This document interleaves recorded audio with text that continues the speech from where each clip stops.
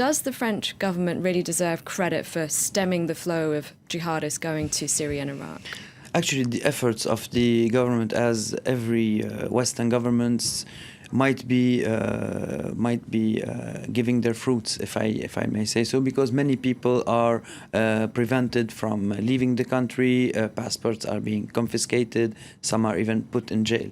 But what we should see in this regress of the number of people joining Syria and Iraq is the difficulty to join Syria and Iraq because of the military pressure since 2 years, and because since even for more than a year the frontier with Turkey was almost completely closed. And if you look in the past week, the last 90 kilometers held by the Islamic State was taken by Turkish forces and Syrian rebels. So it is quite impossible today to join the ranks of the Islamic State in Syria and Iraq through Turkey. And even years before, by 2014, it was possible to join the jihadis through Iraqi Kurdistan, which is also today completely closed, without forgetting that even the dead today spokesperson of the Islamic State asked all those people to stay in their countries, not to try to join Syria and Iraq and to commit attacks in their own countries because of the difficulties to join Syria and Iraq.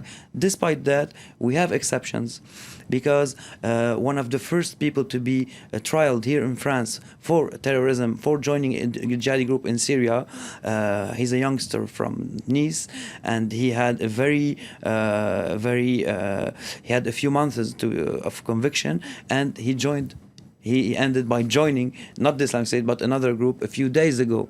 So he succeeded in joining Syria. And tell us more about the concerns about returning jihadists. Of course, there's big concerns about that, as by the end of the war against the Soviets in Afghanistan, because many returned, and those who returned, for example, from Afghanistan to Algeria, caused a 10 years war in Algeria. And of course, there's many people are afraid of that.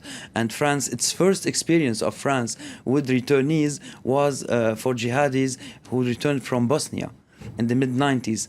And those were the first French jihadis. So of course today there's a big concern, because the numbers of jihadis are much higher, and the number of sympathizers of this ideology here in France and everywhere else in European or Western countries is much higher than 10 years ago. All right.